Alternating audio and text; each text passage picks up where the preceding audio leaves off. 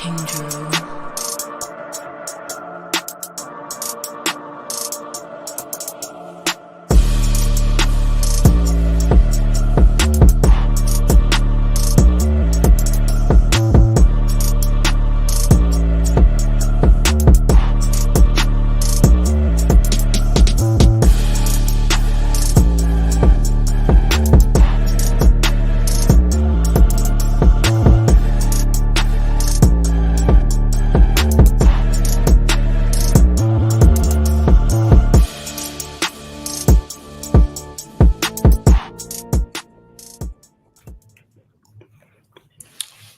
What's going on, everybody?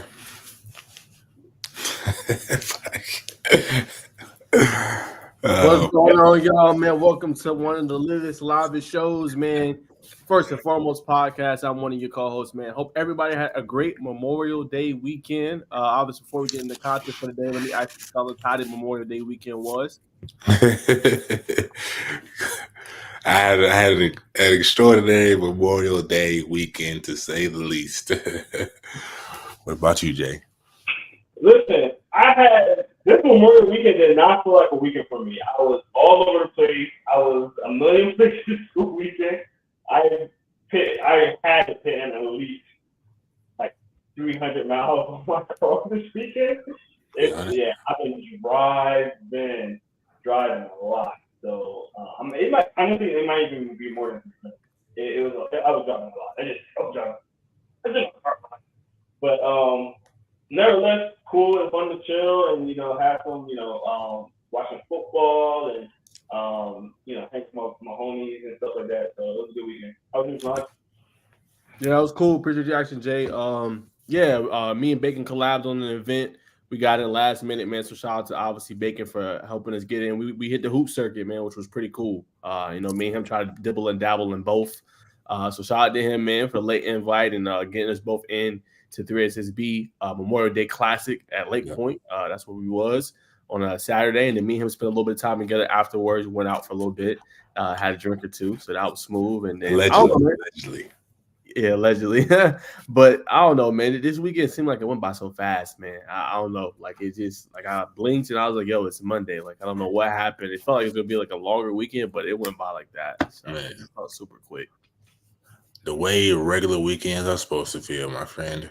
But if you're just now tuning in right now, ladies and gentlemen, tab into use our promo code ITH football for 10% off any Phenom Elite items, not just gloves, not just cleats, not just armbands, not just wristbands, but your whole apparel, ladies and gentlemen. So one last time, use our promo code ITH football for 10% off all your Phenom needs.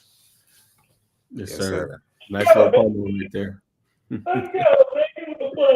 Hey, I've been listening to Uncle Shan. I've been trying to get my reactions. One day I'm gonna have this, so I got to be prepared and ready. Good point. On Big What's say, bro? On Big. Yes, sir. You know what I'm saying? No doubt about it, man. So we'll go ahead and start the show and kind of just open up with our first and foremost. I'll start with you, Bacon. Just what's the first and foremost on this Tuesday afternoon, man? It's a lot of news sports happening, obviously, with the W, got NBA, high school. It's kind of a tough week because it is dead week technically for GHSA, so it's not a lot going on for real, really, but just visits. But what's your first and foremost? Yeah, man. First, am I coming through clear? I just kind of transitioned. Yeah. All right, man. How you hear me? You good, brother? First and foremost has to be, I'm good? Yeah. I think I'm good. All right, first and foremost, it's going to be the players of the week for WNBA. I think last week coming this week is the Eastern Conference from the Connecticut Suns. I hope I said her name right. Dwayne Bonner. 20.3 week record last week for the Western Conference is Miss Kalia Cooper. Bucket, 29 points last week, 3.3 rebounds, 1.7 steals with a 2-1 record. So shout out to those women for pulling off. And that's this week's first and foremost. Well, Rome. First and foremost, I want to definitely talk about the NCAA giving out money to every school right now. That rule that allows them to do an NIL. I think they trying to do like $4 billion. $4 billion pot to every school in the nation. I don't know how this gonna work. We'll see. This is gonna be some wild stuff. You thought going into the NIL deals was gonna be wild. I think it's gonna be even wilder. It's gonna be definitely another shift in how college football is going to be viewed and played the next couple of years, man. It's just gonna be a free agency with a whole bunch of kids, and it's gonna be a whole bunch of kids gonna be in that portal because they're looking for themselves. So I really don't know how it's gonna work out, how they're gonna disperse the money. I just know that the NCAA is definitely trying to save their own butt just by like here, throw some money at you guys, doctor. That's kind of structured. I could be wrong. I haven't like updated myself on it the last 2 days, but definitely heard that over the weekend, and that was definitely something I wanted to talk about as well. 100%, bro. It definitely sounds some government assistance, back end money that they're throwing around, but we just report the news as of right now. Yeah, I agree. I think Jerome brought up a good point, especially with the revenue sharing model. It's long overdue, I think. Just my quick thoughts on it. For the players, like I said, they was making billions of dollars off of them. So it's nice for them to get a share of the pot, in my humble opinion, and being able to allow them to do it. But as Jerome said, it's definitely going to disrupt the portal even more because kids going to be fishing for deals even more now. And now it's not coming just through brands anymore, y'all. It's going to be coming through the school directly. So they're going to continue to fish. Okay, hey, is the school going to pay me what they say they're going to pay me and stuff like that? So we'll see. It's very entertaining, and obviously we'll have a reaction as it continues to, kind of go through its process, and we'll react on here. I don't know. My first and foremost, good question. I'm trying to think. It's nothing like major headlines going on right now. My first and foremost is I think the ACC football is going to be a lot more entertaining than what people think this upcoming season. 100%. Yeah, Miami looking good. North Carolina's looking good. Wake Forest, as you know, Jerome already knows. I think they're going to be a sleeper. And Georgia, Georgia Tech. Oh, yeah, my God. no doubt about it. And then two new additions as well, with SMU coming into the conference now at Stanford. So I think it's going to be very, very entertaining, man. So I can't wait. And I think a lot of people should not sleep on ACC and how competitive it's going to be this year. You said and Stanford? Yes. That's interesting. Yeah. Yes, sir. Sorry. Yeah. Nah, you're good, bro. No, appreciate you interjecting. But... I'll be right back. All right. So Jerome handling his business, but that's our first and foremost. So when he gets back, we're going to actually have him react to obviously the tournament he went to this weekend. As you guys know, it is the end of obviously 707 season. Obviously you'll have 707, but it's going to start kind of with the team that you play with, your high school football team, but the 707 running with other teams like the Huncho Elites of the world, the Grind Atlantas, the what's that school called? Or what's that team called? What's that team we saw? Hustle Link. That was the team. I couldn't think of them.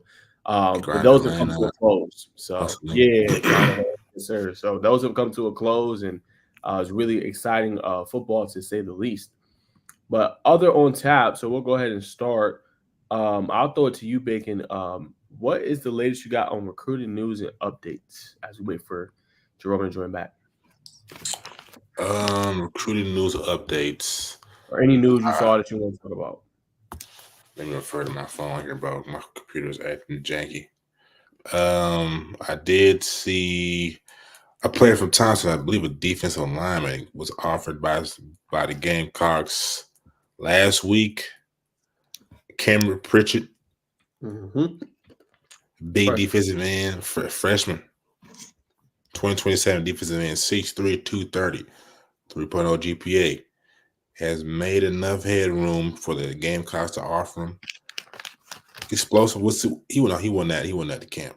That's far-fetched, but super talented. Let's see what else we got on this list, man. I don't really have too much, bro. Actually, you informed me. 4-star quarterback. I'm not sure how to say his last name. Madden Malavela. Yep. Ah, Nico's brother. yeah. Yep. He got it. He's committed to UCLA. That's interesting. Is UCLA trying to? I don't know what they're trying to do. They haven't been really relevant in the football world in a long time. This could be a little NIL, a little heritage thing. I'm not sure. But nonetheless, he does have a UCLA offer. I mean, not offer. He's committed. Excuse me. It's way bigger than just an offer. Yeah, man. What you got, man? I'm gonna see if I can try to dig up some extras. I know there's always something out there. No doubt. Yeah, so this is out of state news, obviously, but Tristan Abram got a story releasing on that probably tomorrow. He just released his top 8. Obviously, we got to see him Bacon. If you don't remember, that was the defensive line MVP at the UA Nashville camp. He announced his top 8, and Georgia Tech is in that top 8, as well as Kansas State, Kansas. So pretty good outside edge defender, can really contain really well. Obviously, when we seen him, he was one of my standouts because just how he was able to use different moves at the camp, like the dips, the speed, just a whole array of moves up against different offensive linemen. So I think it's interesting that obviously Georgia Tech is in the running for him, as being announced as a finalist. So that's one of the big things I was able to see as far as recruiting news. I thought else was interesting is that Juju actually had a note, and I just mentioned it real quick. But he said how beneficial excuse me, how NIL has been for him. He said he's been able to buy himself a car, been able to buy his pops a car. So he said he's benefited from it pretty greatly. So I thought that was an interesting quote I seen today. Obviously, on the On3 Elite Series that's in Nashville happening, I guess earlier today. So that was another quick note I wanted to mention as well. Obviously, got a lot of OVs coming up. This is a big weekend for Georgia football as well. Excuse me, a whole bunch of major talented guys are going to be on campus. So you're going to see a lot happening as far as recruiting. I think just whole month of June is OV season. So be interesting to see what some of these kids kind of camp out at. But that's kind of the latest I got. For sure. I got a little something, man. Reported 3 hours ago, Isaiah Gibson will take 6 official visits It's a lot. this June. It is a lot. Trojans will try to hold off to host a program. So it looks like I'm not even going to say what it is, but he's probably going to go back to USC. Georgia's definitely in the running. Auburn. Those, and maybe O State, but definitely 100% USC, definitely Georgia, and most likely Auburn for sure. Another young man from Nashville. Oh, got a little. Let's see. Oh, Travis Smith tells Chad Simmons he's down to 4 schools, but has two separated themselves from the pack.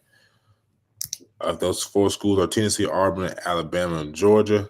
That's an elite bunch. I have no clue where the young man wants to go. Najeh may have more insight on him. He's been interviewing him a lot more. But back to the Nashville thing, 4-star running back James Simon has arrived at the On3 Elite Series. They will continue to cover the tailback. Will commit live tomorrow, not today, tomorrow on YouTube. So looks like his top schools are Alabama, LSU. Looks to be Oregon, Texas, and Texas A&M. If I had to throw some money out there and bet on it, I'm taking LSU. Okay. Taking LSU. Type. For sure, man. Jerome, like you got something ready to spew out of you, brother. Pause. No, I had something important to run out and do real quick. So, Yeah. it's all right. Dog got to the trash can. We're talking about the latest updates, right? All right. I don't know if the guy talked about my boy Chad Fairchild, but he just put out his top, I think it's what's that? 15, I think. 8, 4, 17. It's a weird number, but yeah. So Chad Fairchild, linebacker, 2026.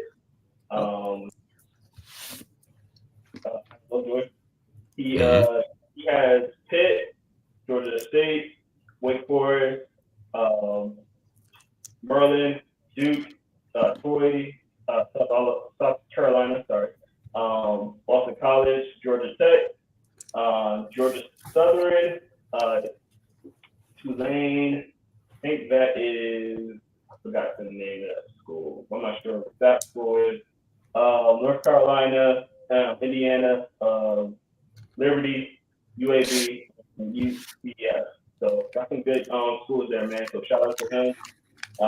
Day one, inside the Hatcher. So man, yeah, good. He got some good schools right there. I know he's gonna get a lot more. You know, him being so young, a lot more people gonna have to him. So shout out to my guy. Fellow Georgian CJ Wiley is also at the on three camp. Elite Series. Excuse me. David Sanders, Winston Death with Steve Wilfong, UGA, South Carolina, Clemson, the whole shebang. So they got a lot of good stuff going on at the Elite Series. Vernell Brown's there too, Bacon. Who's it? Say it again. Vernell Brown. Vernell Brown? Dang, loaded. Yeah, it's loaded. Yeah. Powered by D1. If you know what that is. Like a training gym. They got D1 Peachtree City, D1 Milton. Now, I was just gonna add on your point. I think they actually sponsored the event too, Jerome, Phenom. Oh yeah. Big time. So, yeah, it's a big time event. Wish I could go. They're kind of being a little tight with who they're bringing in. Makes sense. Our guy Jeremy is not even going to be able to get into there, so it's not easy to be in the company. He's not going. So yeah, wow. It's so tight with it. But you know, hopefully next year. I heard this year they're trying to loosen up a little bit. It's only the second one, so hopefully by year say, hey, you know, let's get some eyes in here and things like that, make it even better. So, but I heard last year it was phenomenal. They had a lot of great players that was there, and you know, some celebrity talents and stuff like that, and lots of food and stuff. So hopefully, you know, they let us in because I love seafood. Greg McIntyre's there. George McIntyre's there. God dang name. Yeah, I'm stop, bro. George is there. I know that I think Winnie's supposed to be there. Winston Watkins. Sorry. I believe he's there. Jamie French is there. Who else? I think obviously Juju's there. A lot of big names. I believe Bryce is supposed to be there. Underwood, he's supposed to be there. I'm missing some people, but there's a lot of big names that's going to be there. So.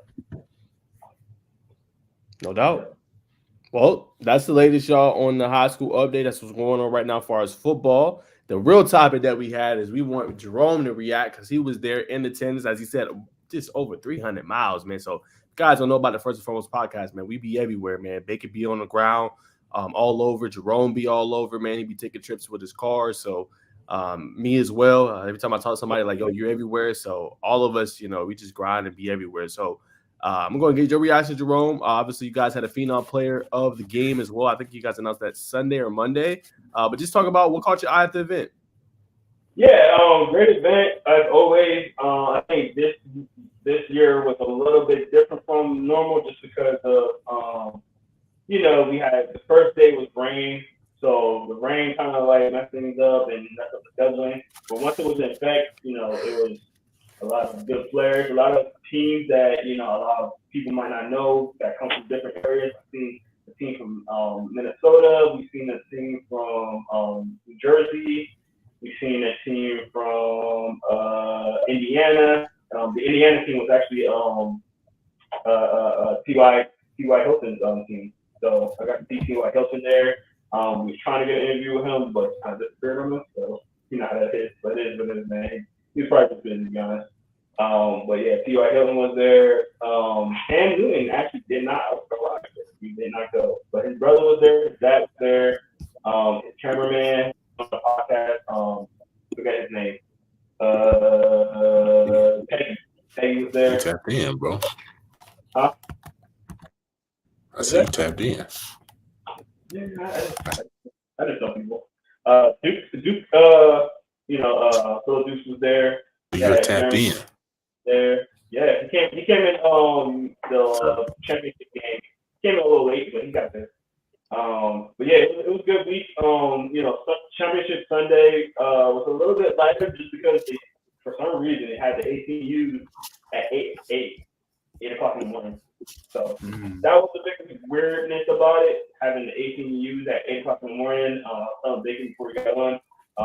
That just caused a little bit of distress because some of those 18Us teams that are supposed to play at 8 o'clock in the morning, including the Pine Minutes team, lost because some of their players just not there in time. So that's what happens when you have, the 18Us that early. I kind of understand why they might have wanted to did that, maybe to get more people out there earlier, but I think that it kind of backfired a little bit. Hustle Inc. dominant as always. They was the best team out there. Obviously, they won the whole thing. Camden's team was struggling all weekend, and then we had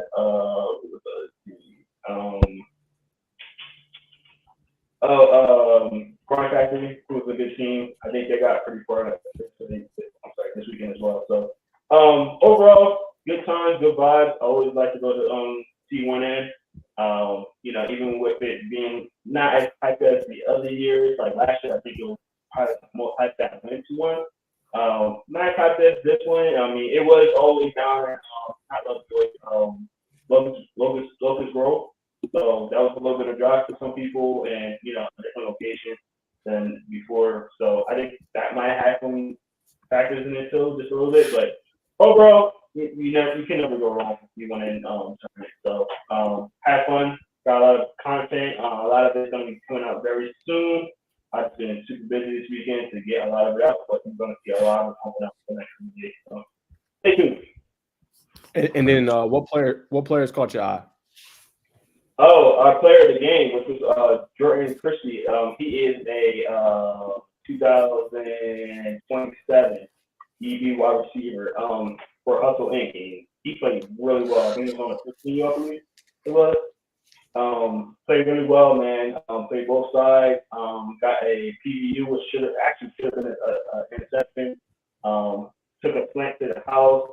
Showed really good speed. Even talking to him in the interview, he seemed very confident in himself, especially at a young age. Usually when you get, the guys at a young age, when you interview them, they don't really come to say, or kind of timid.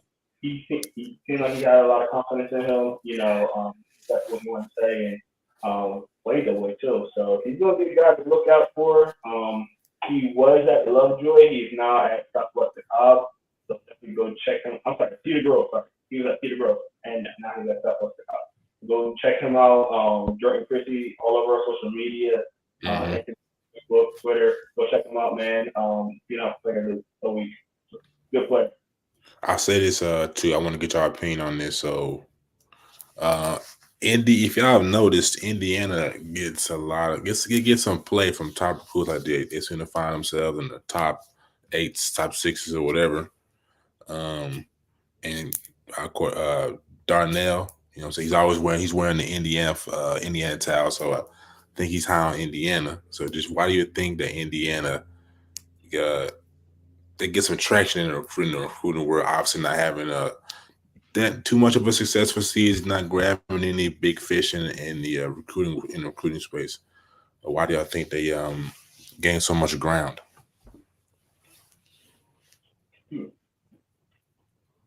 Not sure. It's interesting because I don't hear a lot about them.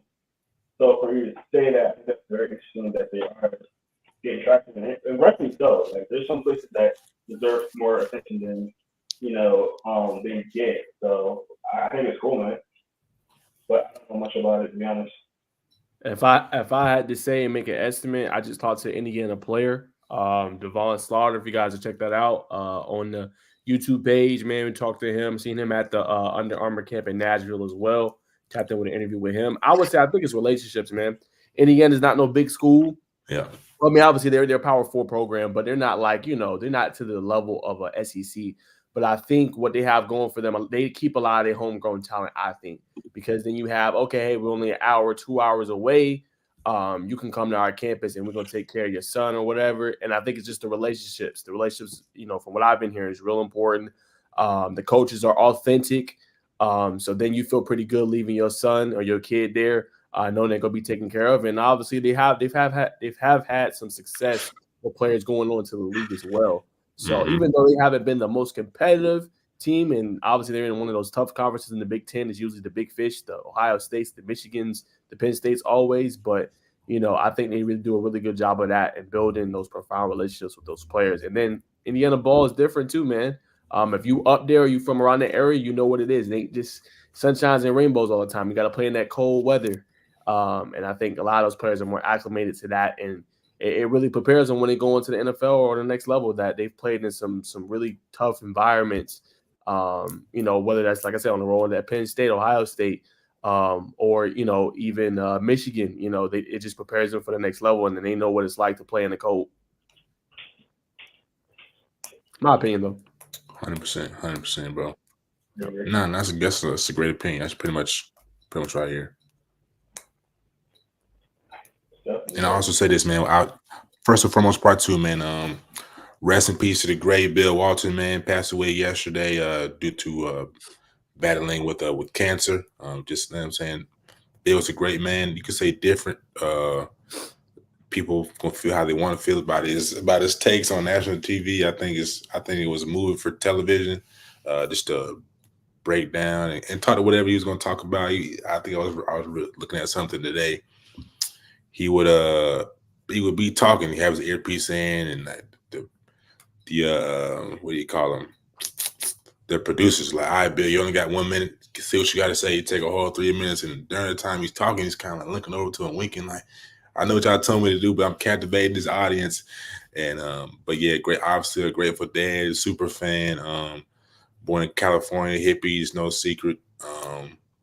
But dealing with a lot of things, foot injury, which led to his mental health issues, and then to still have an aura about himself to captivate any room, talk to anybody, man. I definitely resonated with him watching his documentary. So just wanted to shout out the great Bill Walton, man. Definitely gone, but never will be missed, and always in our hearts. You know what I'm saying? Obviously in the basketball world, but just outside of that too. So I wanted to input in that to the show.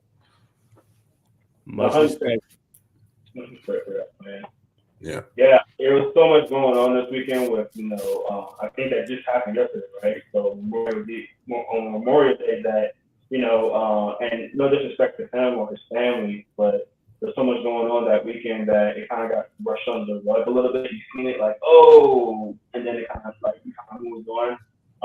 So it's unfortunate that it happened on, a weekend and something like that, But Bill Walton was, definitely one of the greatest, announcers out there. Made me, keep my eyes on basketball and keep my interest on basketball. I think when you have great announcers, they can draw you in. I was never really introduced to basketball by friends or family, so I just kind of looked at it one time and then kind of like fell into it. Now I did kind of lose it after the Sixers lost that championship run to the Lakers that one time. That kind of messed me up, but nevertheless, it was guys like him that really cultivated the basketball culture, and I remember some of his announcements when AI was out there, and that was my heyday when AI was in his peak, and hearing Bill Walsh cover his game and stuff like that, magic moment. And so shout out to his family, and our condolences to his family, and I hope they can definitely mourn in peace, and yeah, man. I hope that people really look at his legacy and understand what he's done for the game. 100%. No doubt about it. But we got hoops up in just a second, y'all. So we got one more football topic that we'll hit on before we conclude. Obviously, we're supposed to have an interview this week, but that's going to be scheduled for next week. That should be just nothing about hoops. we can't wait for that. Just talk to a guy that's a really great coach, man. He's moving up in the industry. He's coaching some of these great basketball teams. I talked to him today. He's been coaching up some of the 2029 teams for Nike YBL. So he's making his hay, man. And like I told him today, man, go where you value. I was asking him just between us, just about what he thought about football. And he was like, "Hey, man, I'm locked into what I'm doing." I'll paraphrase, man. And I was like, "Man, you know what? I don't blame you." Like I said, I was just looking forward to see you again, man. Just kind of get some of that basketball acumen you got. But he was like, "Yeah, man, I got this going on." I was like, "Hey, man, I get it. Got to go where it pays the bills." You know what I'm saying? Not hating at all on that, man. When you really get to a spot and you see, like, sometimes you have to kind of pivot your approach. So much respect to him, man, and what he's doing in the Bama realm. And me and obviously Bacon tag him all the time in our basketball stuff, man. He always show love. So just want to give him a shout out. He should be on our guest, one of our guests next week. So we are super excited for that. As a side note, but the last topic before we get into the 3-man weave. How are y'all boys feeling about a top 25 list or top 20 list of class of 2027? Now, y'all boys going to have to do y'all homework, obviously, but how are y'all feeling about that? Maybe revealing that right before, I don't want to say the season because I wanted to do it before that, but maybe before end of June is over, mid-June or something, we're going top 27. What y'all think? Ooh, we're going to have to do our homework. But Homework. I don't got no problem with it, man. I can start to list the numbers down from 20 to maybe at least 15, 10, 15. But I'm down. I mean, hey, we lean on you on this more than anything. So, hey, bro, like, if you think you got it, we'll lean on you a little bit more. Let's do our research. We'll do our research. We go ahead and get it. Might lean on you a little bit with the 27th right now, boy. I got y'all. Yeah, I just want to get them boys a little bit of love, man. I know, man, players go crazy for them rankings, man, and I know a lot of them say they don't like them, man, but they pay attention to them, man. Especially them kids coming up will be sophomores this year. I know they're gonna love that, man, especially before any big ranking list kind of really come out for real. So I think that'd be a homage to them. But guys, we're gonna work on it. For those that are tuning into the show, we'll tag obviously the players that we see, the young bulls. Want to do that for y'all, man, and obviously we'll do probably 28s next year. After we see the freshman year, I think that's how we're going to do it, maybe 3 years apart, prior to the season, just so, we get a full gamut because, we've barely seen 27s and we got to do homework. You can imagine what 28s look like. So we will hold out on that one until like next year, man. But I think we should do 27 before. And then we might do an updated list. We obviously talked to Jerome and Bacon. Maybe we do a updated list after the season, or maybe the boys is feeling it mid-season. We're going to see. I don't know. We don't know where the game is going to turn us, but stay tuned first and foremost every Tuesday at 7:30, man, to get the full story. Maybe we can get a special guest on for that one too. Every week we have a special guest, and we can get another special guest. Somebody a little bit different. I think I got somebody in mind. So we'll see. Because we're going to give you the spiel, ladies and gentlemen. 100%. Yes, sir. Yes, sir. All right, y'all. So that's going to conclude the football segment. Again, it's a little light in the news at the moment. Like I said, this is a dead week for GHSA, so it's not a lot going on. But we will have the full coverage of the OVs. If we see anybody, you'll probably see some commitments happening. But we'll have the latest on the show next week as well, man. But I'm going to go and pass some money down there for the 3-man week. Ladies and gentlemen, this is the best podcast on the man. But this segment right here is the best sports basketball podcast known to man, woman, child, and basketball. The 3-man weave. First and foremost, with that being said, man, we're going to tap into what's on the talk of the tape today, talk of the town today. Let's see. WNBA news. That's his first thing. WNBA news. It was my first and foremost. Excuse me, y'all. As I do so well.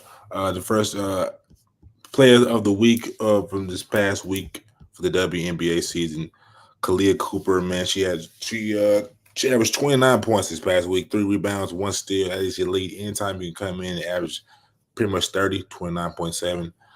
You're doing the damn thing, for lack of a better word. I believe the Phoenix is either number 2 or number 1 in the WNBA right now. It's a tight race. Let me pull it up right quick. Actually, let me pull it up on here. It's probably going to lock me down. but for the views, I'm willing to risk it. Yeah, it's gonna lock me down. So I believe they're playing tonight. The Connecticut Sun and the Phoenix Mercury. Am I correct, fellas, when I say that? I think you are right. Yeah. So that's gonna be a big game. It's on. You probably gotta have who's winning. Give us an update. Suns up 46-29. Suns up 46. Dang. Yeah, they got a pretty good team this year. They loaded, man. Very deep. Facts. So let me get y'all perspective on this too, since we're talking about the Suns, Suns, or is it Phoenix? I think it's Phoenix. Brittany Griner, she decided to sit out this season or up to this point. Just what's your thoughts on this mental health aspect behind the game, what she's went through these past couple of years, being in Russia, coming out last year, going on her tour. She missed a couple of games, I think, due to mental health issues. So just what's y'all take? Yeah, man. I think it's obviously we know it's we've been bringing more awareness to mental health. It is actually tough. Everybody has their own battles with it, but I 100% respect it, man. Don't come back until you're right. Obviously, this is the game you love. You don't want that to be jeopardized based off of some stuff you've been through and you've experienced. Just get yourself mentally right. So I'm 100% cool with it. I think now she's getting back at the right time, right? It's more kind of shabazz, more kind of hype around the WNBA now. You got the expansion, obviously now with a new team coming in Toronto. So it's just going to be more headlines around it, more people coming in. So I think that only helps. And then now she doesn't have to go overseas, which she probably doesn't want to do anymore anyway after what happened. But now she can stay here and make the kind of money she can to survive and feed her family. So I have no issue with it. Get yourself right.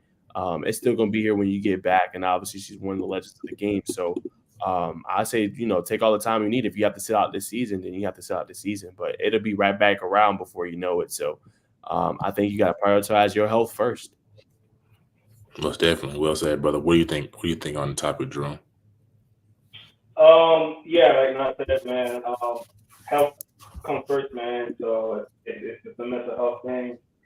I have no problem with it at all. What you gotta do is get yourself back. I've never been the type of person to think that person needs to hurry back up or rush them through this process. Everybody goes through every process their own way. So shout out to her. Hope she get back in a mindset.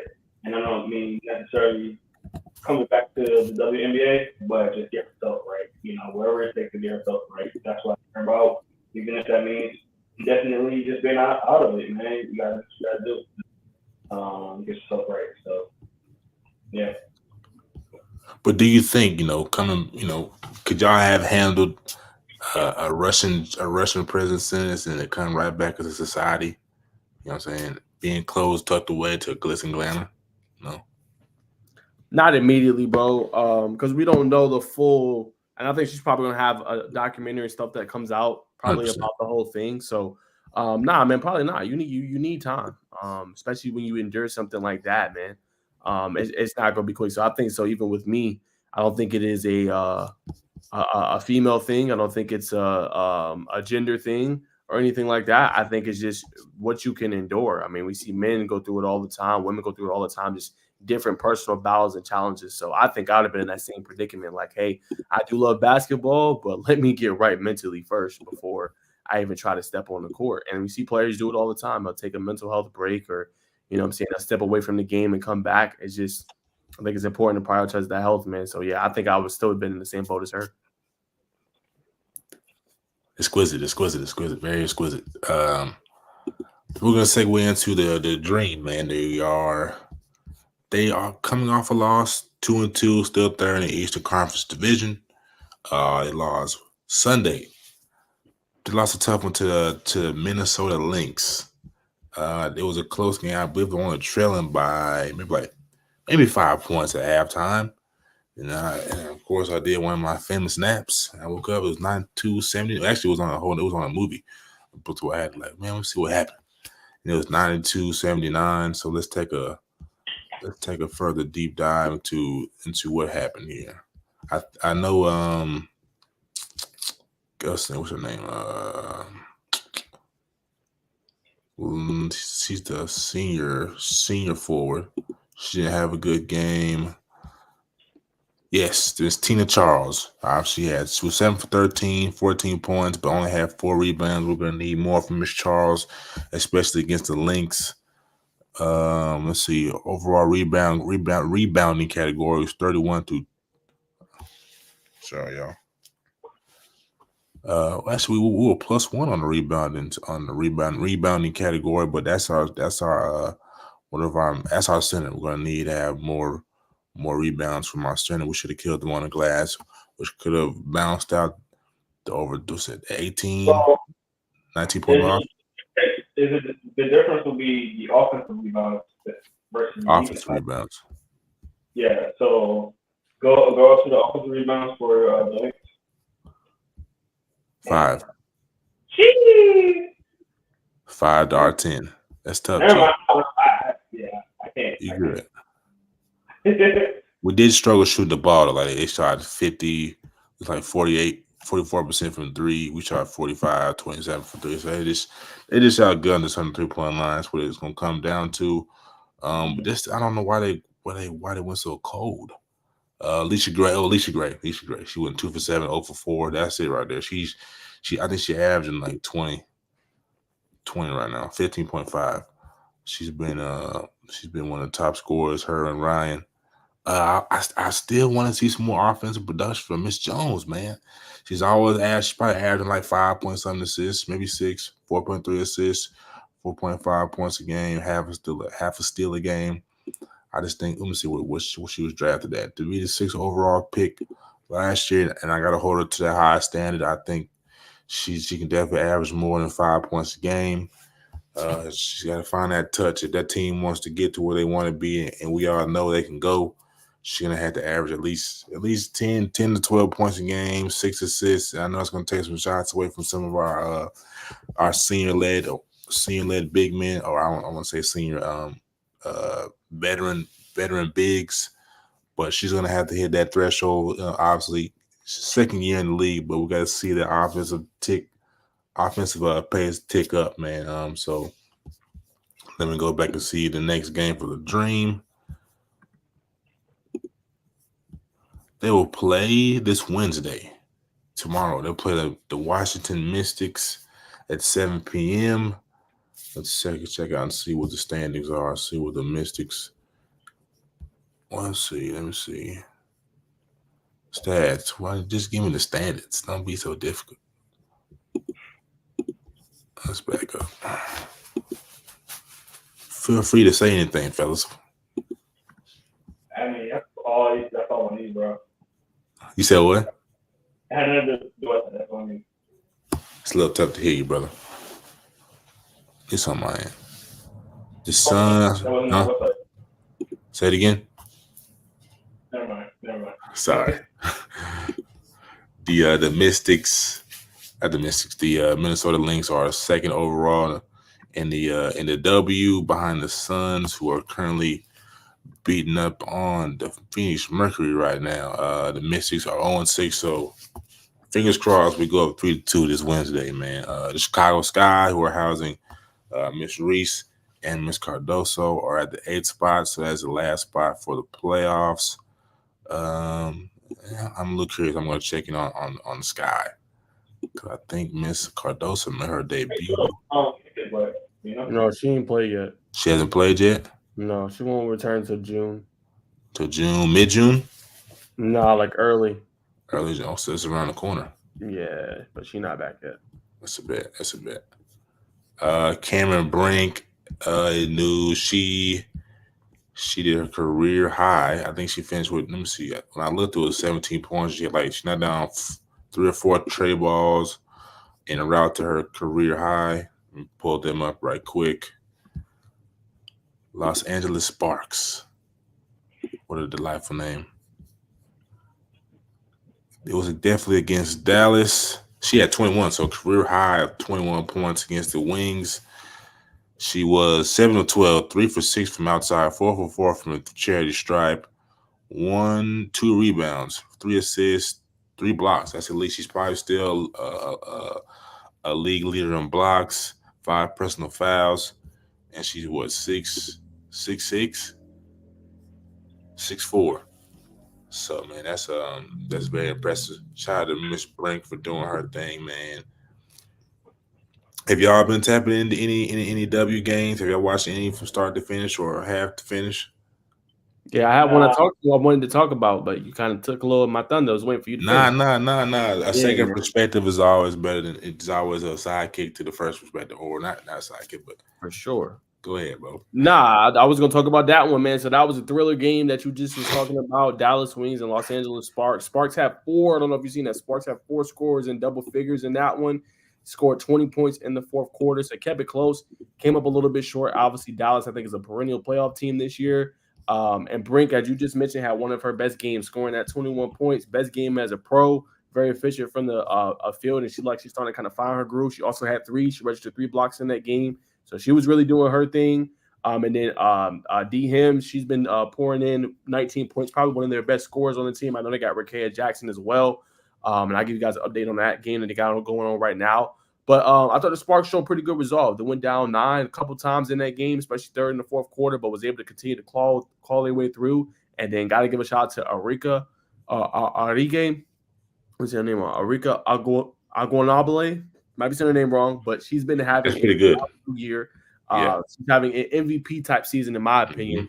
And she led her team with 20 points, 5 rebounds, 5 assists in that game. And she actually hit the clutch free throws to give them the victory up against, obviously, the Sparks in that game. So she's been doing her thing. As you guys can see, she's averaging 28.8 points this year. And, you know, she's been just a tough guard. So they are in a pretty good spot. It's obviously still very early in the season, but they look like with her and her defensive prowess and this kind of her two-way ability, a deep team that can make some noise this postseason, in my humble opinion. And then also, as I was going to say, I was really excited to see this Fever Sparks game. They gave us a thriller before. It looks like Caitlin Clark is in her groove right now.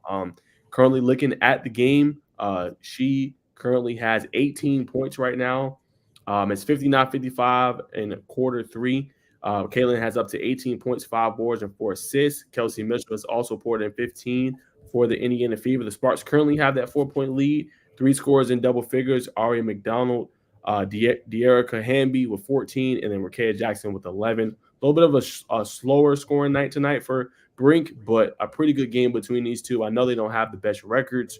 Obviously, Fever is 1-6, Sparks is 1-4, but some really exciting young NBA teams, WNBA teams, I should say, that are kind of making their mark on the league. Man, still very early, but they've been doing their thing. Okay, I see Miss Zia Cook down there. She's getting a little burn, man. A little 3 minutes. You know what I'm saying?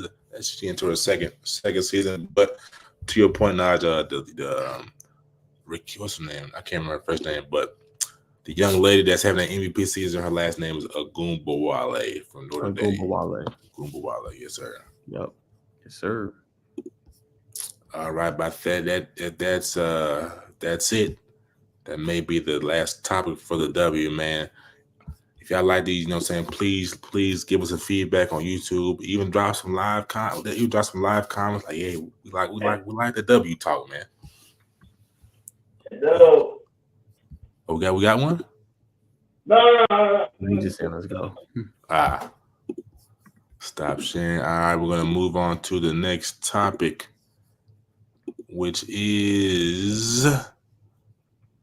just some more NBA news. So this probably has to be the biggest news for me. DJ Wagner transfers to Arkansas. Who would have thought? We knew that. We knew that, but it probably took his decision probably took a little bit longer than it needed to be. But nonetheless, you want to get out there and see what you got, see who's throwing that money around. That's, you know what I'm saying, these days. Miles Kelly, former Georgia Tech Yellow Jacket, transfers to Auburn down there with Bruce Pearl. So now I know you kind of, you know what I'm saying. Obviously, we follow the Georgia Tech Yellow Jackets, but you know what I'm saying. Just what's your thoughts on this, man? Yeah, man, it was either NBA or he was going to transfer out. Probably just wants to be on a little bit of a bigger stage. Obviously, I think Georgia Tech's heading in the right direction. We've got some really good recruits coming in. Jaden Mustaf's coming in for them. Obviously, they just got I think it's Soda Cyril. But they got a really good team. They've been hitting the portal pretty good. So they got some pretty elite players coming in, I think. And I think it's going to be a year up for Damian Stoudemire, but probably just wanted something new. He's been at Georgia Tech for a little bit. Probably just wanted to, go under Bruce Pearl. He always go to the tournament. And probably just, he probably wanted to refine his game a little bit. It's not saying that Coach Stoudemire can't do that. Obviously, I think he can, but you got to think about the difference. Kind of got Auburn, who's more of an established program, compared to Georgia Tech, who's a program kind of on the rise. Sometimes players, when they're trying to make the league, they don't really want to kind of be there for that rebuild. So I think that played a part in it as well. And it's a little bit different academically, man. Like we gotta put that into question too. Not saying that he couldn't handle it. He was doing well. I'm just saying like that also plays a factor, man. It's not going to be as intense at Auburn like it is at Georgia Tech. Georgia Tech is one of the most prestigious universities in the country. So got to put that in effect too. Not saying that affected him, but got to think about that as well. So I think it's a good move for him. And he'll learn from a great coach. Most definitely, man. I think it's going to be a big piece of that Auburn team. And we're going to take a look at Georgia Tech's recent transfers. Let's look at that right now. Matter of fact, Ryan Mutombo, not sure if there's any relationship to the great Dikembe. No. Javian McCullum transferred in from Oklahoma, and Mutombo is coming in from Georgetown. Luke O'Brien. I wish I would have watched the Bison, not the Bison, the Buffs a little closer last year, so I could have gave y'all a little more information about Luke, because I'm sure he was had a significant role in last year's success. But I don't know too much about these young men. There it is. Miles Kelly transfers to Auburn. Abraham Sacco, they don't know where he's going to go, so he's still in limbo. Tafara, I'm not going to mess up your last name, brother, is going to Maryland. Delaney Coleman, still in limbo. Ebenezer is going to JMU. JMU, I've been seeing them get a lot of recruits, a lot of transfers, I should say. And they extended Michael Smith an offer. I think he was committed there, if I'm not mistaken, first, and decided to go to Georgia Southern. Amari Abram is going to Tennessee Tech. Louisiana Tech, if I'm not mistaken. So, Najeh, do you know anything about these recent transfers? Not too much. I know Javen McCall is going to be a great addition for them. Obviously, out of Oklahoma, has a really great ball handling experience. Can defend at a high level. He's a really good get for their program. And then they get a little bit of paint presence help. Obviously, Baden Ndungo, which is good for them, is returning to the program. So you got two kind of twin towers in a sense. Bringing Mutombo in, obviously, from the transfer portal. But like I said, I think Tech feels pretty good with the transfers that they got. Those three right there, bringing in some young 2024 talent in here as well. But that's the latest on them. They all can ball. He's a real good rim protector. He can finish around the rim. Really good rebounder, the one you're showing right now, Ryan Mutombo. So it's kind of crazy enough he decided to come back home. Obviously, you guys can see he went to Lovett School here in Atlanta, and now he's coming closer to home to finish it out at Tech. Do you know if he has any ball handling skills? If he does, that's going to be elite, but I kind of doubt it. I don't think so. All right. Not even worth putting up the highlights, but it's crazy. So for the fans that's watching or supporters that's watching, Christian Anderson did attend this school during his time in GA. So Love has got something going on in the basketball world. If you didn't know, now you know. Huh? Oh yeah. So it's no relation? No, that's his son. That's his son. Tough. Well, I'm sure we can be sure to see the Dikembe. I'm not sure what the facility is called at Georgia Tech, but I'm sure we can definitely see him at basketball games, man. So if you're there and you want to go, make sure you give him the finger wave. He'll probably smile. McCamish Pavilion is the name. Say it again. McCamish Pavilion. McCamish Pavilion. Yep. All right. Yes, and we're moving on. So we talked about DJ Wagner. And we talked about Miles Kelly transferring to Auburn from Tech. Yeah. So Ibrahim Sacco has committed. I'm gonna put this out there. Ibrahim Sacco has committed to New Mexico. But that's per on 3. But yeah, we can talk about the NBA, man. Of course, we just the Dallas Mavericks and God. the Minnesota Wolves are underway. I think we're gonna get the brooms out, ladies and gentlemen. I think we're gonna get the brooms out. What you think? What you think, Jerome? You know what I'm saying? I know you just seen your team go down. I got the post. You was ready. You was waiting on this, bro. I was literally figuring the entire podcast. Feel a little dusty up there in Minnesota. I think Dallas needs to. I got extra ones, Dallas. I got some extra ones. But in all seriousness, I want to ask this question, and I'm not sure when I ask this, Najeh. Do you still feel the same way about Ant right now? I don't feel no different. He's young. He's 22. You know what I'm saying? The first 2 games weren't his best. He balled last game. Did you see that dunk he had over Daniel Gafford? That's supposed to galvanize the troops. 15-3 run. The problem in this series is the big man. They soft. That's what it is. They are soft. Ant is young, bro. Ant is 22 and Ant is balling. Ant gonna learn from this. You know what I'm saying? Going forward, whether they get swept or not, I don't think they get swept, but we will see. The problem in this series is you're letting Daniel Gafford, no disrespect, Derek Lively, who's a rookie, show up your 2 big men. And then Karl-Anthony Towns, you go 5 for 18 and you shot 0 from 8 from 3. Why are you still shooting threes, bro? Take your behind in the paint. It be stuff like that. I don't understand. This is why I be calling out Cat. Like, make it make sense, bro. If you, after 2 or 3 shots is not going in, go to the paint. You were having success. What are you doing? Hey, bro, Ant can't do it by himself. Obviously, Mike Conley was in double figures. Nas Reed has been a great addition as well off the bench. You got going Jaden McDaniels, who was hot from 3. But a lot of this has to do, too, the big man, 1, and 2, the coaching. How do you not adjust? Why is Rudy Gobert still in the starting lineup? Why is he not in the starting lineup? You know what I'm saying? Let's make it make sense, man. Nas Reed has been really good in this series. Change up your lineup. Go small ball. Stop going big. They're torching them every time. Hey, switch everything. Start Kyle Anderson. And obviously start Nas Reed. And maybe you can get a difference. It's probably too late now. But a lot of this has to do with coaching too, man. But I don't feel no different about Ant. Ant has stood on business. I would love to see you and Jeremy talk because Jeremy's on the opposite end of that. That's why I asked the question. Hey, send him the link. Send him the link. Yeah, interesting. I would love to hear what he has to say about Ant. Send him the link. But real talk, Najeh, can I be real with you, brother? You kind of look like Cat, bro. Stop. I don't look nothing like Cat. Just stop, bro. What you say? Talking about I look like Cat. I don't look nothing like him, bro. Just stop, bro. If I was his height, I wouldn't be that soft, bro. Sorry. No, bro. Nah, not even a little bit. No, bro. Disappointment, bro. But you should have knew. You know what, though, Jerome? You should have known that Cat was like that when he literally got what is it called? It's not close. He got chokeholded by Ben Simmons of all people. Oh yeah.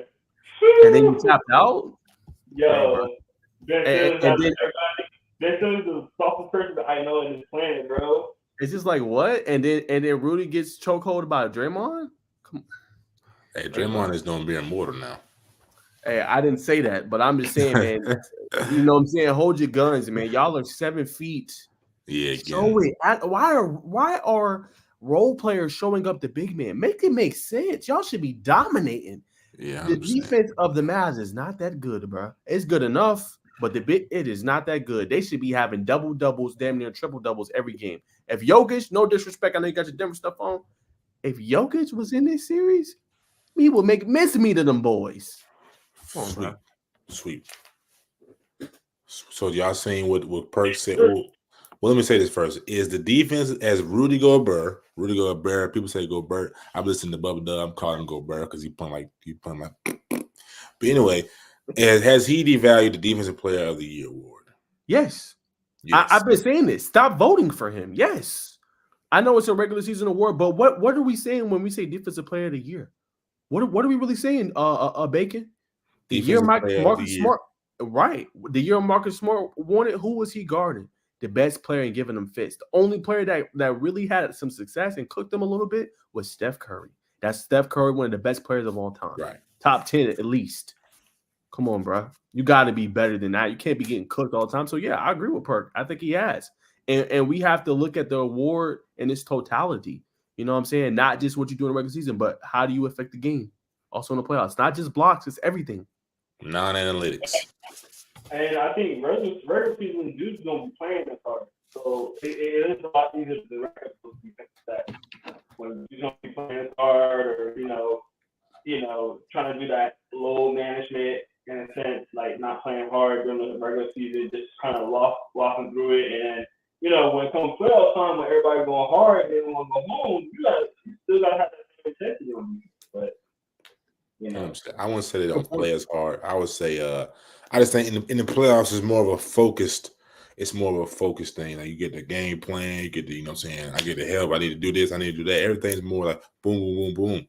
That's what I mean, though. Like when you're in the regular season and you're just like dribbling the ball and having it all out and not being aware of it can be picked off, or you know what I mean? Like it happens more in the regular season because of that. You know what I'm saying? In the playoffs, you locked in. You're a lot more locked in, so they're gonna be aware of. Let me be careful doing this. Let me cross them up or something. Like, you know what I'm saying? Like that's pretty much what I'm saying. Like it's easier to get stats in the regular season when there's everybody's not locked in, or you playing some of the teams that aren't in the playoffs as well. You know what I'm saying? So, more details.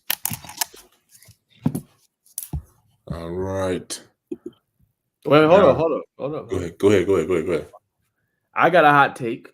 Yeah. And I'm about to share the screen. I want to see what y'all think. Obviously, the finals is about to start here soon. Let me get y'all boys' reaction to this. It's about to be crazy, ain't it? Yeah, it's a bold take. Annie from Atlanta went to Wheeler High School. Got to get the hot take.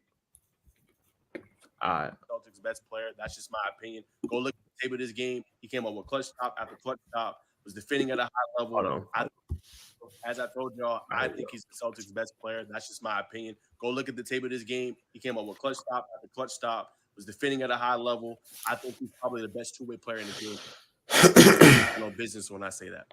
I really believe in my mind that Jaylen Brown is the best two-way player in the league.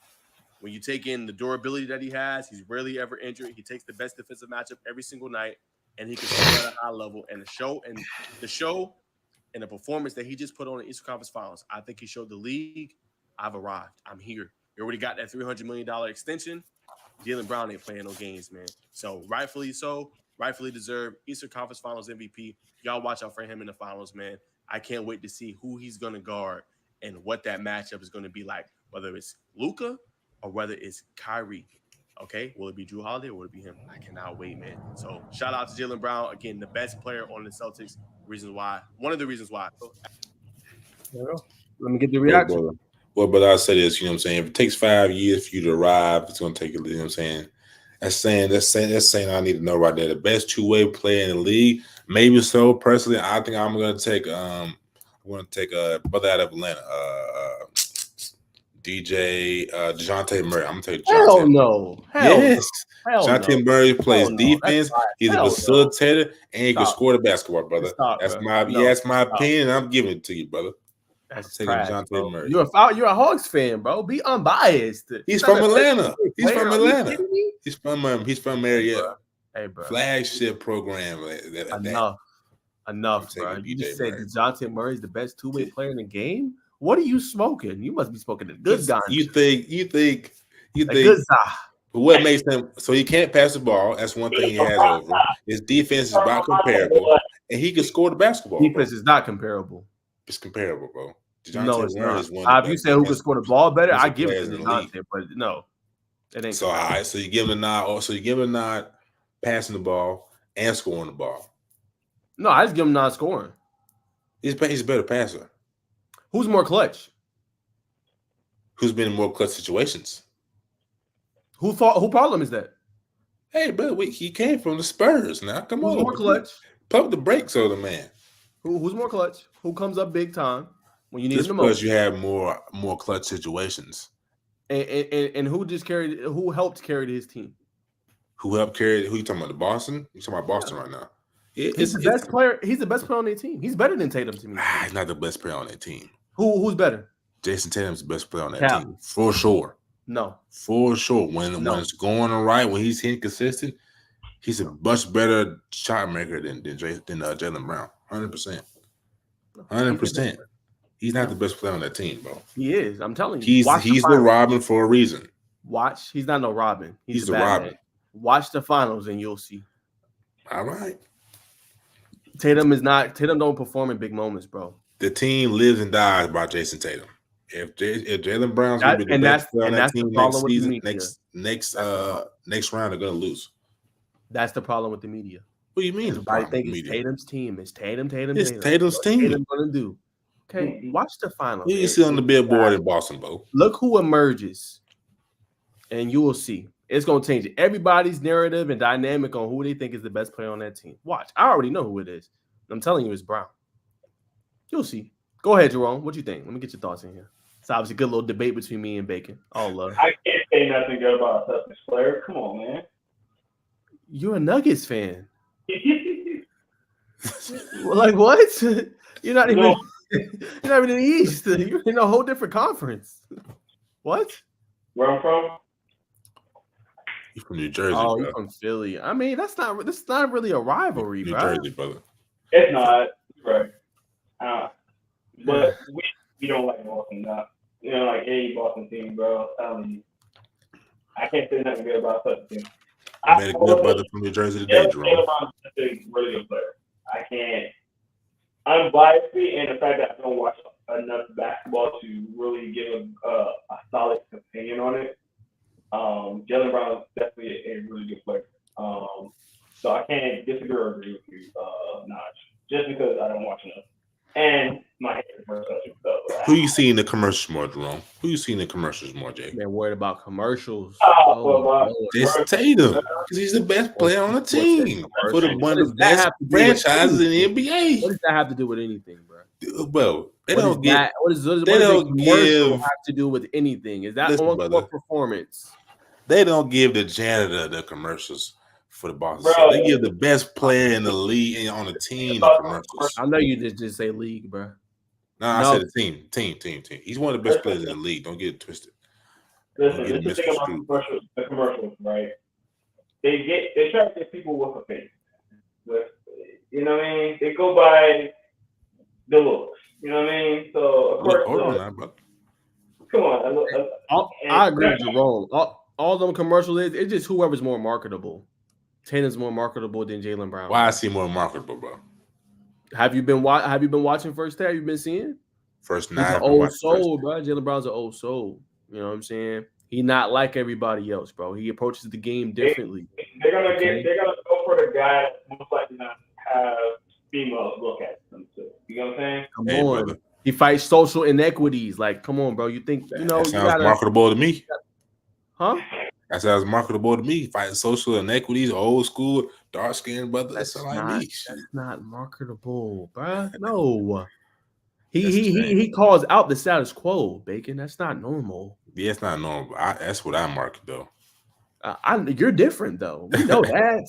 I'm talking about these companies. No, right. I get what you're saying. Corporate, you gotta think about how corporate. You gotta think like corporate, bro. I've been around corporate way too much. I trust them. They'll look over guys like us for whoever got the most marketable looking face and whoever the ladies gravitate toward. You know what I mean? They'll do that more than like if there's like let's say it was a Michael Jordan is like an icon. So I still can't right. Let's take a Shaq versus Tatum. They'll probably go with Tatum more. Shaq is more. You said who over Shaq? Tatum. They'll take Tatum over Shaq more. Man, who? Nah, they're gonna take Shaq any day of the week. The name, but Tatum got the look. So if it was just strictly on like strip all their stats away, you know what I mean, and you just put them in a room where you're gonna market more. All right, gonna be Tatum, bro. Realistically. Okay, this is getting a little deeper than I would hoped.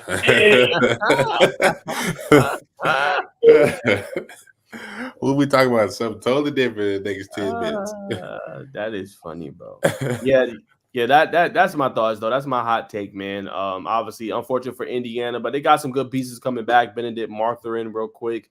Obviously, Nimblehard has started real good in that series. Pascal Siakam's a problem. You bring back Tyrese Halliburton with Miles Turner. So, I mean, it's all about who stays healthy, man. The East is weak. You know what I'm saying? So they did have a chance to be right back there. I think them, the Knicks, we'll have to see what happens with Milwaukee. Lillard might get traded. What? You know what I'm saying? What you been hearing, bro? Hey, Lillard might get traded. We don't know if Giannis is gonna come back. We don't know. It's a lot of question marks right now. Hey, so bring him to Atlanta. Hey man, we gonna find out, man. So that's our thoughts, man, on the conference finals, man. We'll talk about NBA finals next week. So, before we transition, if hypothetically, if the Pacers, if they win game 1, they close out the way they were supposed to. How deep in the series do y'all think it goes? 6, 7, 5? Probably 6. I think 6. Yeah, I think probably 6 because they blew 2 games. They blew the first one and they blew that game 3 too. Yeah, with all them turnovers. They did the same pretty much yesterday. So you hate to see it. All right, moving on in the next segment of the 3-man weave. Labor Day. What you see? Memorial Day, pimp. I said 3-man weave. Hey, no, I was talking about the graphic at the bottom. You good, Bacon? Oh, right there. Labor Day. He in September. Literally, we in May. Go ahead, there, buddy. All right, top 3 players at EYBL session. I'm sure I got this here for a reason.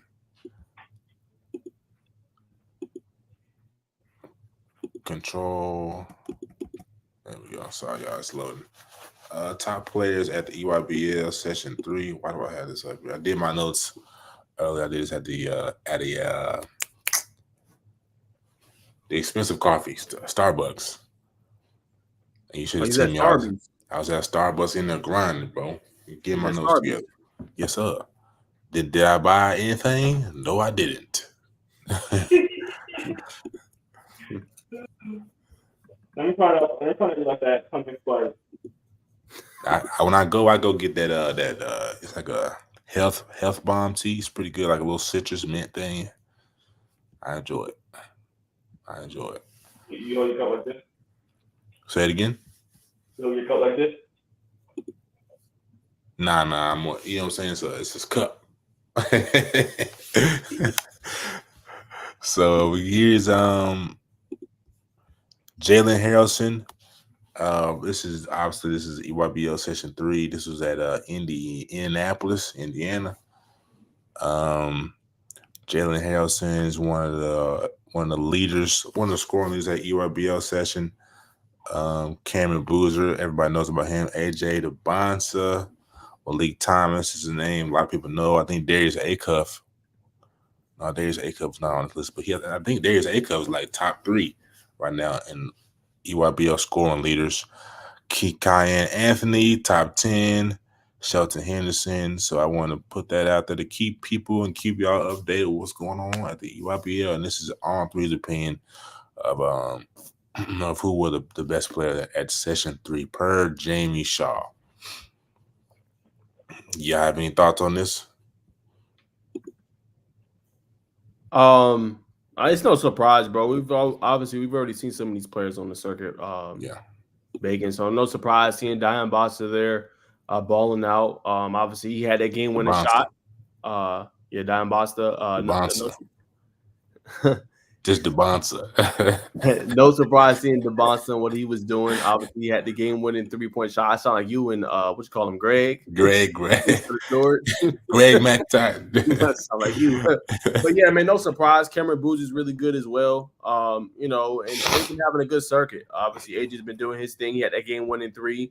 And he said, "This is what I do." So, no surprise, man. All these players can hoop, and him, Boozer, the Boozer twins, they've been having some really great circuits so far. And I think Caden is leading right now, currently in points and rebounds right now on the EYBL circuit. And we got a chance to see Kyan Anthony, man, obviously a couple of weeks back at Nike EYBL in Atlanta. And obviously, man, he just has a smooth kind of flow to his game, man. He gets to his spots. Don't need much room. Kind of remind you of Melo. Just get to that certain spot on the floor, and he can knock it down, showing some good two-way play as well. Getting his teammates involved, but don't need too much space before he kind of lines it up and knocks it down. So no real surprise here. 100%, bro. So we're gonna stop sharing this. So we're gonna transition into the top, not the top, but the selection for the let's see the men 20 the 18U. I think it's either 18 or 17U, 18U national team. On threes, Michael Brown. He was I think he was just named to either today or a couple days ago. Darius A. Jr., Darian Reed, Jasper Johnson, who Najeh got to speak with at session 1 or session 2 for the EYBL session in Atlanta. Trey McKinney, I think he plays for the family too with ACUF, if I'm not mistaken. Daniel Jacobson, I'm not sure. I need to do some research on him. Maurice Johnson Jr., Jeremiah Fears, Nate Ammon. I think Nate Ammon is on the plays for Team United. I think him and Michael Brown they play on the same team, 3SSB. So, fellas, just want to get your thoughts on this team. Did they put this team together well enough for them to get the gold? In my opinion, I'll say I'm not sure. I would like to see. I like to see it. Just I gotta look. I gotta do some more research, but I need to see some bigs, man. Some versatile bigs. Of course, Dayon Reed can get it done, but will we go see them men in France, them young men in France, and hopefully for our official dream team, when we see Team France, we can look them in the eyes and we can get it done. Because right now, France is looking like they're gonna run away with it. Not run away with it, but they're probably the early favorites. Well, Jacobson's going to be one of the bigs. If you didn't know, he's a 7-footer. Obviously he's currently committed to Purdue, so he'll be one of the real tall. Obviously, I don't know. I have to do more research on this roster as well. Yeah, but I do know they do got some pretty good heavy hitters. They do got Darius Cuff, who's obviously a straight scorer. Michael Brown's another one. Jasper can heat up. I like what I saw when I see him in session 2. Obviously he's left-handed, so they're gonna probably try to force him a lot to the right. That was probably one thing. Just tighten up his hand a little bit, but man, once he gets going, man, he's tough to stop. And I like that I saw that he could take over a game. Like that's what you want to see, out of them. I mean, obviously Sheldon Henderson's been a hot name. Obviously he was just on that list from on 3. So no surprise to him on his roster. And then obviously can't sleep with Darion Reed and what he could bring to the table. So pretty decent roster. Obviously do some research on some more of these guys, like the Trey McKinney's, the Nicholas Kamini is at the bottom. Jeremiah Fears. Like I got to do some research on some of these guys, but pretty decent roster. 100%, bro. 100%. What about you, Jerome? You got anything to add to that? Not really. Not really. Not very. I'm sorry. No worries. We get ready to transition into. Yes. I'll be remiss not to. I thought I added the link for the women's. If I find it, if I don't, but to save time, I really put it there because let me take this down. Miss Haley Swain, she made the 17U women's national team. So shout out to her, man. Holy Innocents, her father trains. They're a big staple in the basketball community here in Georgia, Atlanta, probably in the Atlanta metro area. And I think she's like top. She might be top. I think she's top 15 in her class. Already committed to Stanford. Seems to be a hard commit. Double stamp. So I just want to give her flowers, man. But with that being said, we're going to transition into OTE news. Parker Robinson and Isaac Ellis, brother Eli Ellis, have combined for 50 guys. If you didn't know, OTE, there's been some players in Germany. They've been playing against a lot of European talent. They played against Barca and the Pole France team, which was the only loss. And in that game, actually, let me go in order. Let me stick with the scores. So Parker Robinson and Eli Ellis combined for 50 points, 25 each, 9 for 16 from behind the arc, 5 for 9 from Robinson, and 4 for 7 from from Isaac Ellis to carry overtime and lead to a 2-1 record in Group B at the Adidas NGT Finals. Like I said, they were 2-1. They lost to the Pole France team. In that game, Akai Fleming had 13 third quarter points to kind of, bring them back, but obviously led to their ultimate demise. But nonetheless, man, we saw some gems. I saw last year that Isaac Ellis he had some 20-point games, but obviously, there was letting Eli, have control of more offensive sets, kind of let him showcase his talents. But obviously, Najeh, you've seen Isaac play. You probably haven't heard much of Parker. I just found out about him. What's your thoughts on this recent OTE news? Yeah, I heard they've been hooping over there. They've been doing their thing, going up against some top talent. I love, like I told you, seeing you this weekend, that these players are able to go over here and showcase their talent and go up against some real competition, not just here in the U.S., but top talent over there overseas. They do it differently. They play differently. A lot more team ball. That's why these players are coming from over there and they're able to excel, right? Obviously, Nikola Jokic's, the Luka Doncic's of the world. More recently, obviously, you got to throw Giannis in there. You got to throw more recently Victor Wembanyama. So I think it's good for them, good experience. And obviously, OTE does it different, man. So I think it's good for them in their games just to continue to add different things and tweak it a little bit. Most definitely. Anything, Jerome? Not on basketball. I just want to put some news out there that I totally missed earlier. No worries, G. No worries. I got something that you're gonna probably have a lot to say about it right here. This is a young man who's also made some presents for the OTE. His name is Marcus Ponder. And for showing the clip right now, you're sure you've seen the body bag he just delivered. This is over there in France, man. The kids over there having fun, man. One more time. Why they playing on the kiddie court though? They're just having fun, man. You know what I'm saying? When you that age, you 100,000 miles away from home, man. You just trying to have fun, bro. And then you got, kids around with cameras, bro. You just, you living in the moment, man. Real talk. It's unfortunate the young man got baptized. I don't think he knew that was gonna happen. He probably knew he messed up right there.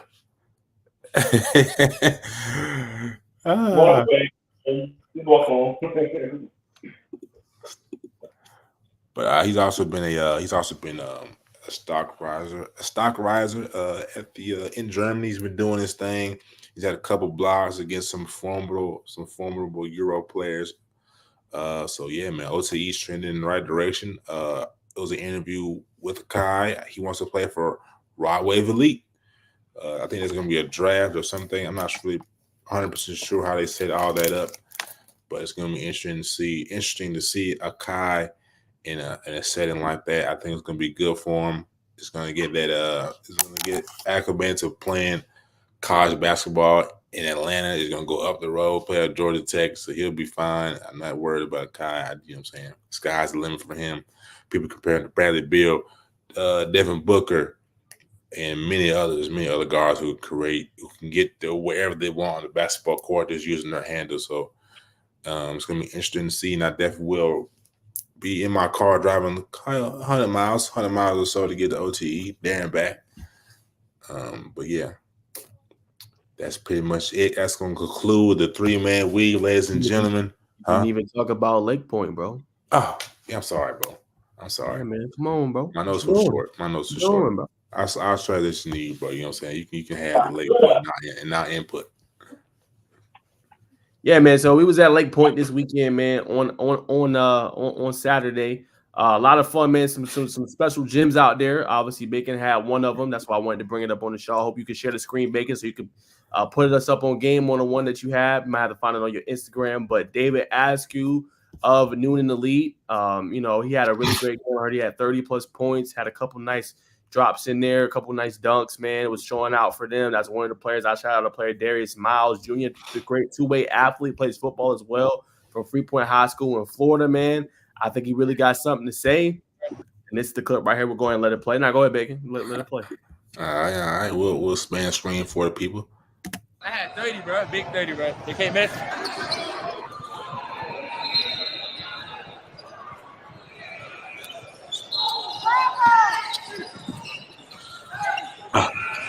Wiz.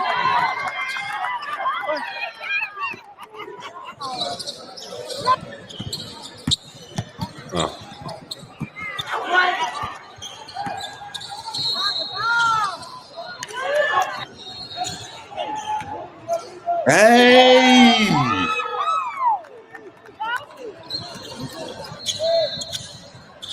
I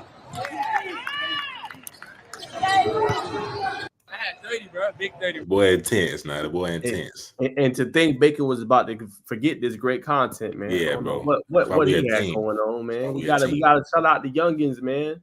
Yeah. Gotta shout out the youngins. I got 1-2 real quick just to show y'all, and then obviously we'll wrap up 3-man weave. But I want to show y'all this kid right here. I'm real high on, and I think he got a future, man. Either one. Obviously, he's a great football player, but man, you can make the argument he's a really good basketball player as well, man. So, man. So I'm about to play the clip as well. See, it is loading. Hold on. Come on. We got good internet. Come on. Let's load. Good, brother. All right. I'm about to share it to you, Jerome. Go ahead and put me through. Roman. All right. Thank you, Roman. That was quick.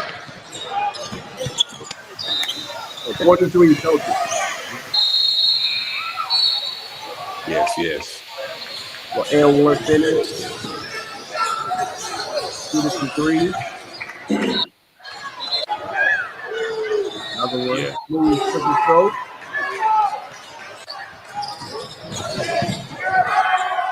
Nice bunny.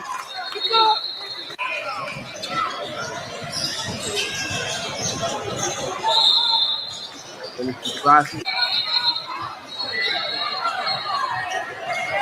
Hey. Nice little put back. Too small. Oh, smooth three. Damn. Last one. Oh.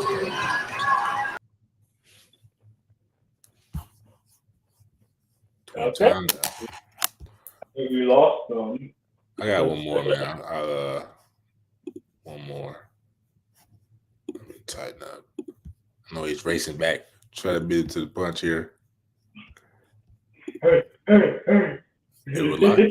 We're locked in, ladies and gentlemen. Oh, I came back too. All right, my bad, boys. But yeah, just wanted to give these kids a little bit of a shout out. That was Julius Miles. Obviously, this is Askew right here, man.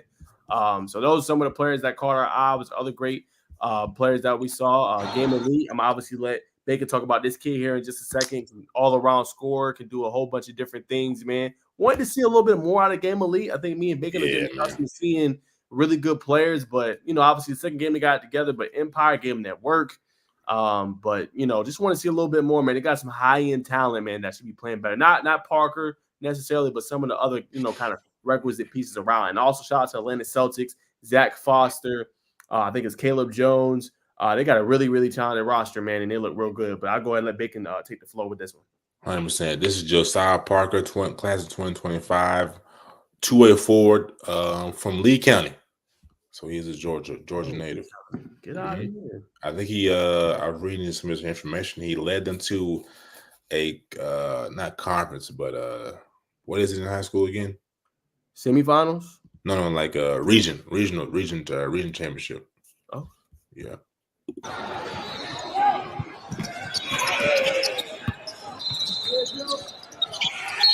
Let me back it up. I wish I could put this in slow-mo.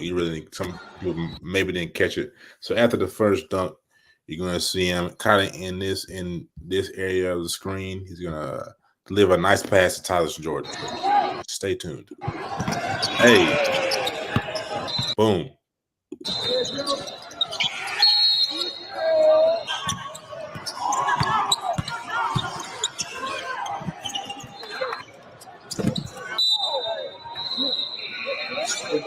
Just a little something to grab the attention for, you know what I'm saying? Keep people locked in. But I would say this about the young man. Make sure I'm saying his name correctly. Josiah Parker. I really was intrigued with this game more so than anybody on the court. And the Empire's a May Hoops team, by the way. But Josiah's just got a skill set, a unique skill set combination to be at his size, you know what I'm saying, and to be able to dribble the ball the way he does. He's got a knack to find open players. But if he just kind of build a little more confidence and his in the scoring ability. I was watching this film. He could have split 2 defenders and probably kept going to the basket and finished, especially with his size. But he decided to half-heartedly go in and kick out. So he just got to keep fine-tuning this game. Keep fine-tuning this game and continue to work on that and develop his confidence because this kid is a special player. And if he checks all of his boxes, he could definitely play in the NBA. He's a leaguer for sure. Definitely a college player, but I need to see him check a couple boxes before I can put the stamps that he's officially an NBA prospect. But I was very impressed. Good. You lose him? All right. I guess you can kick it back to me. We lost 2 seconds ago. We lost him. Mike is pretty good. Lady, I don't know why, but hey. No? I'm back. You back? You back and you flow, bro?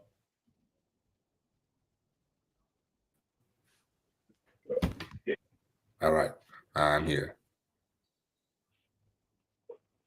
Kind of. There we go. You're muted, buddy. You're muted. Yeah. You muted.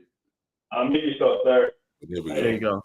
Yeah, you were unmuted. With that being said, ladies and gentlemen, that concludes the best basketball segment worldwide, nationwide, most likely. Not only do we cover domestic, not only do we cover in-state, we cover outside the state, and we cover a little bit of Euros. Now, we need to obviously cover a little more European basketball to be the best in the world, but we ain't too far behind them jokers, man. So, get on us while we're early. You know what I'm saying? Because I ain't gonna get into all that. But yeah, this concludes the 3-man weave segment. Next up, I believe the next segment is where will we be at this week? And personally, go ahead. Taking a week off. We got OT7 the following week, so just gotta prepare myself. Got a lot of content from the first week, so I'm gonna kind of use that to leverage this championship tournament. So OT7 is going down there for the championship game for those two the 4 days. It's 4 days. I'm only going down to 2. So nothing wrong with that. It's in Tampa, you say, right? Mm-hmm. That's gonna be smooth. That's like I think Najeh was saying it's an hour closer. 6. 6 instead of 7. It's about 8. 8 hours. 100%. I don't know where I'm gonna be at this week. If some basketball hits me, that's probably where I'll be. If not, then I'll, you know what I'm saying, just use this weekend to Bro, I have now. this weekend. You need help with any basketball? All right, for sure. If I, you know what I'm saying, as soon as I know, I'll let you know, brother. And maybe we can get a little trio in the gym this week, man. It's the big 3 right here. It's just me, nigga. Boom. I just play. Where you at this week, Naj? Not sure. I might just chill, man, to be honest with you. Catch up on some content. Nothing too crazy. Yeah. We got the following week also. So that weekend of OT7, like we're 2 days after that, it's the Quirky Tale 707. It's next week, right? Yeah. It's gonna be a lot of content within that couple of span of 4 or 5 days, especially for myself. I don't know if you boys going to OT7, but it's gonna be busy there. So I understand if you're all kind of like relaxing this weekend, because it's gonna be a busy one right after that. 100%. That concludes where we will be at this week. I believe next up is the famous segment, which y'all come for the sports, y'all stay for the lesson. This is our words of wisdom segment, heralded. We're going to extend it to Deacon Wilkins this Tuesday night.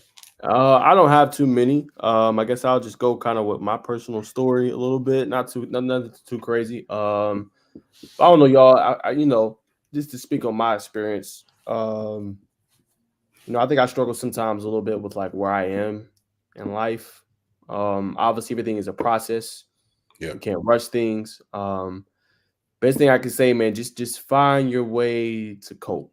And when I say cope, I don't really mean cope. I'm not talking about doing a drug. I'm not talking about going down a whole rabbit hole. I'm just saying find a way to stay motivated in a sense is I guess where I'm getting at. Because sometimes you can feel complacent. Don't let the complacency hit in. Try something new. I think the biggest thing I've seen this week or this past weekend is you got to do something you hate or not want to say hate, something you don't like. And you got to make it almost a habit. Like getting up at 4:30 in the morning or getting up at 5 in the morning and going to go run. You're not going to want to do that, bro. Or running when it's raining. You're not going to want to do that. But if you can tackle the hard stuff and make it habit or make it easier, then you can tackle anything or any adversity that comes to you in your life. So I grapple with a lot of that. And I'm trying to just stay in the now. I'm just not where I want to be at in my life at the moment. And I think a lot of it too, guys, you got to be accountable. Nobody's coming to save you, bro. You know what I'm saying? Especially if you're a man. Women, you might have a little bit more leeway to a degree. Man, nobody's coming to save you, bro. So I said it last couple weeks ago. Just get in your bag, make the uncomfortable comfortable, and just be willing to. I think the biggest thing, be willing to be uncomfortable and just start setting different habits. Get better every day, whether that's learning a new language, whether that's learning a new skill, whether that's trying something new. Just try something to set yourself apart, man. And eventually, the universe, if you don't believe in God, that's why I didn't mention that first. I do, but not everybody does. Whatever you put out in the universe, you will get back. So I just say that with my personal story to continue to say, guys, keep going, make the uncomfortable comfortable, and just do something different that you're not used to. It only takes 30 days to make something a habit. Ain't gonna lie, sound like you been listening to that guidance, man. For sure. Yeah. When you're a disciple, disciple of pain and misery, you definitely know, bro. What you got, Jerome? I love it. What Najeh said is be comfortable being uncomfortable, and 1% every day. 2 quotes that I love to say. So I love what you just said, and it's just two of my favorite quotes right there. Mine for this week is understanding who is gonna be there in your tough times, and whoever that person is, whoever it is, keep them close, man. Leave out the people that's not gonna be there when you're at your lowest, man. You're at your lowest, and you seeking out help. That's who you're gonna see. Who's gonna be your people, man.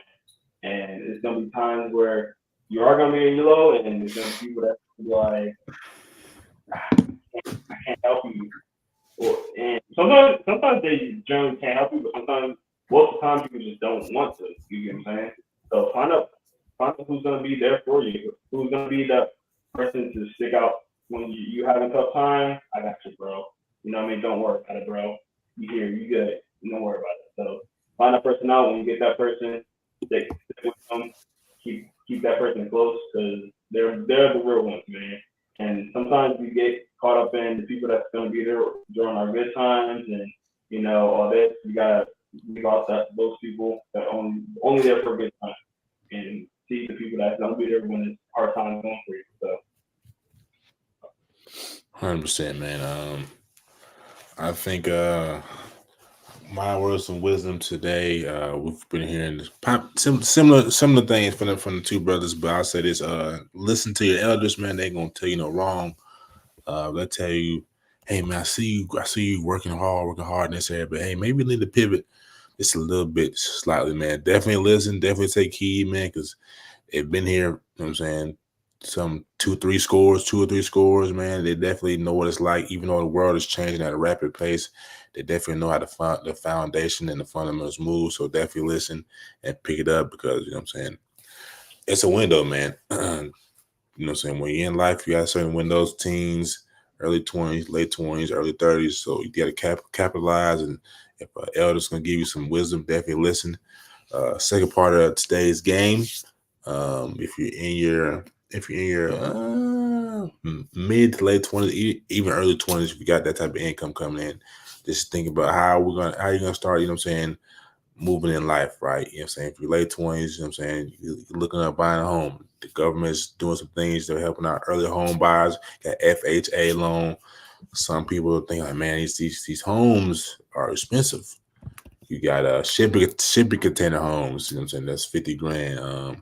If you don't want to do that for whatever reason, maybe I want to try and get a duplex. I can have one side, live on one side, and I can rent out the other. Now you're gonna have to be comfortable with cohabiting with somebody, with a friend or somebody you don't know, backyard, sharing something to sharing something to a certain degree, damages you're gonna have in your property. But this biggest thing is listening to your elders and thinking outside the box, using your youth for what you have as being created, not only in a job or whatever else you do, but using it in real life, real life situations, how to kind of beat the system, or whatever you want to say. Beat the system, take advantage of the system, use the system to your advantage, and the way you can have a fruitful life. So that's just gonna be my thing. But also, you definitely got to research these things. Take time, not just do, but research. And you do those things, do things that suck, get 1% better every day, and researching what you want to do, really tap into yourself, then I think everything will be okay. But definitely don't get complacent. Complacency is a death of dreams, happiness, and many other things. So just stay strong and keep going forward. And if you don't, then Merry Christmas. Yeah, I think that'll conclude today's words of wisdom. And ladies and gentlemen, for the finale, before we leave, ladies and gentlemen, if you are just not tapping in with us, you can use if you want to buy any gifts for any kids that's playing football, you know what I'm saying, you can use our promo code ITH in the hashes football for 10% off, not just off anything. I mean, off Phenom Elite items, not just football cleats, gloves, wristbands, but you can get 10% off anything that you purchase. So remember to use ITH football. And ladies and gentlemen, this is the first and foremost podcast. We don't just give you the spiel. Ladies and gentlemen, we keep it real out here, man. You get lessons, you get sports news. You come for the sports news and you stay for the lessons, ladies and gentlemen. So until next time, continue to stay blessed and stay grounded. Real quick, before we get up, I got two things real quick. 100 days to the NFL draft. The NFL kickoff. Can't wait for that. And then shout out to my boy Nico Collins. Just got the bag. I actually missed that today. So Nico Collins, shout out to you. Play for the Texans. Had a breakout year last year. Just got the bag. 3 years, $72 million. 72 million. 52 million guaranteed. That's what's up. So I had to shout him out real quick, man. Mm-hmm. Shout out to the guy. And obviously I mentioned you guys. So yeah. Feel a little better about that. Yeah.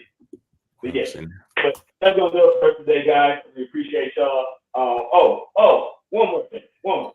And let them know where they can watch the re-recording that too. Hey, hit my boy for 10K. Come on. Look at Nas with the 3K, hitting that 3K. Shout out to Nas, bro, for 3K. Get my boy Bacon up there. Let's get these boys 10K, man. Let's do it. Let's get it. So we appreciate you guys, man. We appreciate all our followers today. Again, make sure you follow all of us right down here. And we'll see y'all next time. Have a good one, guys. And get your blues out. It's happening. King Jerome.